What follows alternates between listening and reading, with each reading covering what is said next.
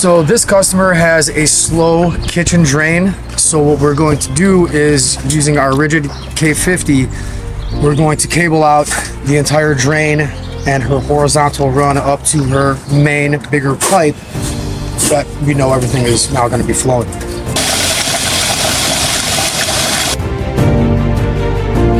What we have here is a clogged kitchen sink, and it has a clean out available to us. So what we are going to do is crack the clean out open and make sure it's not full of water. If it's not full of water, I'm going to remove it fully, and then I'm going to cable the drain going downwards until we get to the 4-inch stack.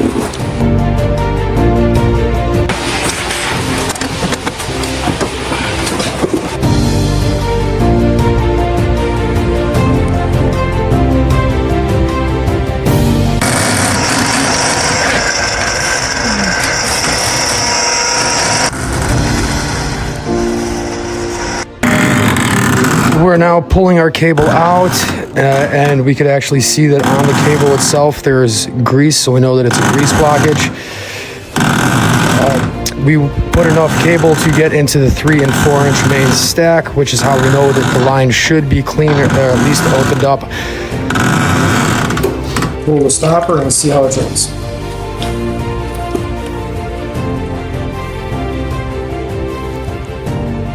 I'm waiting to see a little cyclone in the center.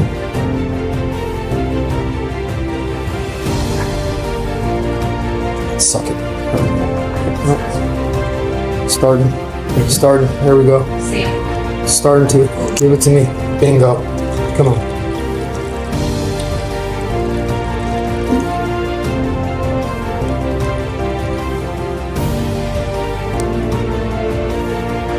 It's not backing up the other side.